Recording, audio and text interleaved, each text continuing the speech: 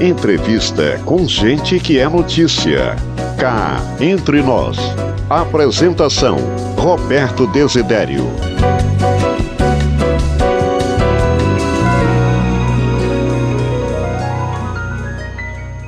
Alô, amigos do programa Cá Entre Nós, boa noite. Agora nós vamos conversar, bater um papo aqui com o pré-candidato a deputado federal pelo PDT, Juiz de Fora, Alexandre Magnus. Alexandre Magnus, boa noite. Boa noite. Para mim é uma satisfação, um prazer enorme estar conversando com você hoje e tentar, passar um pouquinho dos nossos projetos, da nossa plataforma, nosso programa de mudança do Brasil. Eu gostaria de saber de você nesse momento, você já disse mais ou menos, essa plataforma de mudança. Mudança em que área? Visando o desenvolvimento tecnológico, industrial, ambiental, que forma o tripé hoje. Hoje ninguém consegue falar de política sem falar sustentabilidade. Fique à vontade. É dentro de um tripé mesmo que é a nossa plataforma. E qual o tripé é esse? A defesa do serviço público, e quando a gente fala em defesa do serviço público, é defender a educação, é defender a segurança, é defender a saúde, que a cada dia está sendo atacada por esse governo Bolsonaro. Inclusive, nós somos contrários à PEC 32, a reforma administrativa que sucateia o serviço público. Dentro desse tripé, a segunda pauta, a grande pauta, é o trabalhismo. Quem entra no PDT e quem tem esse espírito do Brizola, ele tem que trabalhar essa questão do trabalhismo. E eu sou servidor da Justiça do Trabalho há mais de 20 anos. E não poderia ser diferente. A gente tem que defender a classe trabalhadora. A gente tem que defender quem está na pirâmide, na base da pirâmide do Brasil. Bom, então, primeiro ponto, serviço público, trabalhadores e quem gera emprego também são as pratas da casa. A gente tem que incentivar os microempreendedores. Esse é o terceiro ponto do nosso tripé. Quem gera emprego é o dono do mercadinho ali da esquina. Só que a política do governo atual é para as multinacionais, os grandes banqueiros, os grandes latifundiários, os grandes fazendeiros. E a gente quer fazer essa inversão de valores aqui no Brasil, no estado de Minas e aqui em Juiz de Fora. Vamos sim com o PDT para mudar. Perfeitamente. O candidato à presidência da República, Ciro Gomes, é o primeiro que está falando em sobretaxar ou taxar as grandes fortunas, como foi feito agora na Argentina, que é a salvação da economia de qualquer país que queira ser civilizado. Como que esta proposta cai no PDT de Juiz de Fora? A Constituição da República, a nossa Carta Magna, promulgada em outubro de 88, está lá, regulamentar as grandes fortunas. E passamos por vários governos, vários presidentes que não regulamentaram. Então a gente tem que cobrar e a gente tem que oxigenar, a política do Brasil. A gente tem que alternar o poder. E essa é a vez, sim, do Ciro Gomes, para regulamentar as grandes fortunas. E o que a gente vai fazer regulamentando as grandes fortunas? A gente tem que dividir esse dinheiro, a gente tem que socializar esse dinheiro. Gerar emprego. É tirar daquele que tem lá, está lá na pontinha da pirâmide e dividir com aqueles que estão na base, como eu falei anteriormente.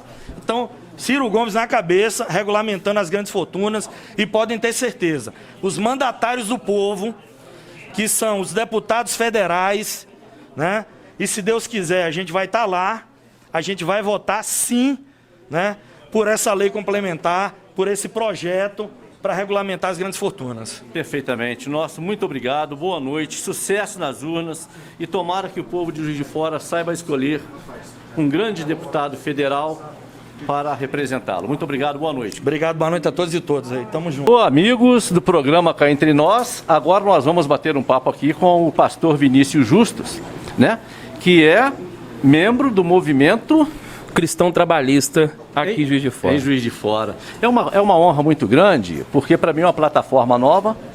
Eu nunca vi nada dessa natureza em outro partido, mas eu gostaria que você falasse para o nosso internauta o que é esta plataforma, o que significa e o que mais precisamente este movimento defende dentro do PDT?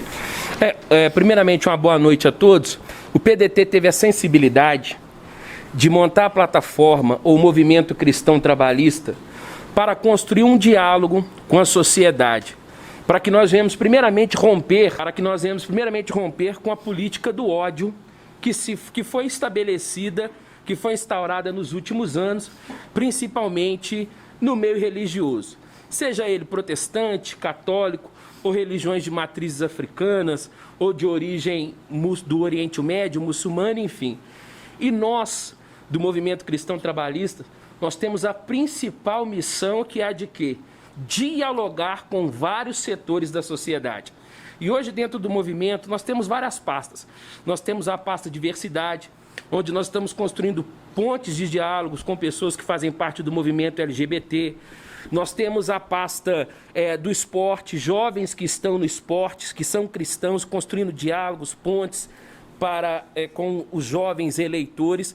E por que nós estamos falando isso? Porque o único candidato que tem realmente um projeto nacional de governo se chama Ciro Gomes, que é o Dever da Esperança. Então hoje a nossa campanha é a rebeldia da esperança. Não rebeldia por rebeldia, mas a rebeldia da esperança, a rebeldia do dever, a rebeldia com o respeito ao Estado democrático de direito e sabendo que esse Estado é laico. Então, hoje, o movimento cristão trabalhista não é um movimento de incisão de causa, mas, pelo contrário, é um movimento da reconciliação entre os setores da religião no Brasil, porque nos últimos 4 anos houve uma ruptura, houve uma segregação, houve uma política de ódio implantada, da qual nós queremos combater. Perfeitamente. Agora eu vou te provocar, eu faço questão disso, porque isso é uma coisa que tem que ser dita nos quadrantes deste Brasil afora. Destes 8.500.000 metros quadrados, tem que saber a verdade. Como, por quê e qual a razão que o senhor percebeu que um evangélico ortodoxo ou evangélico neopentecostal votou no candidato que fazia a arminha da morte? Pela ausência de uma paternidade política que dialogasse naquele momento para com os direitos já constitucional da família tradicional. E um levante, com todo respeito, eu digo isso, nós somos um partido de esquerda muito abrupto, não do PDT, mas de outras coligações, em uma defesa extrema para direitos civis que já são garantidos e que devem ser discutidos no plenário, como está sendo. Então, essa ruptura se dá ali.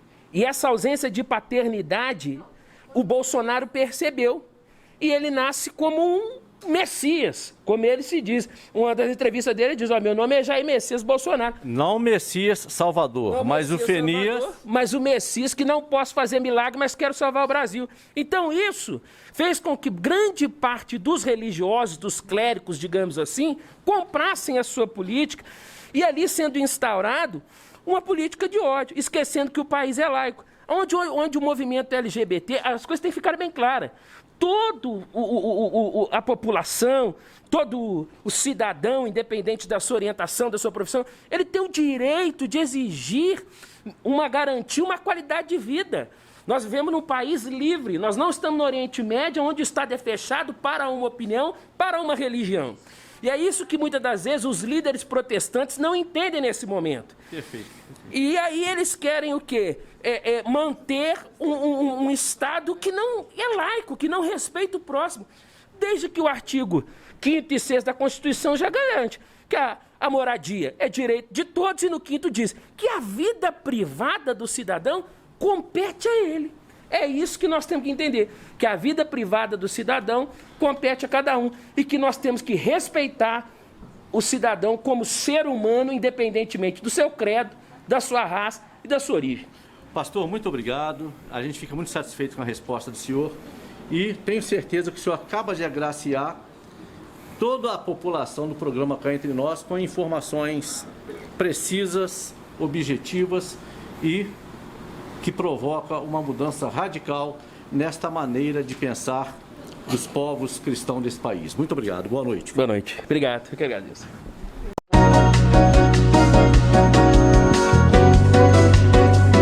Entrevista com gente que é notícia. Cá entre nós. Apresentação: Roberto Desidério.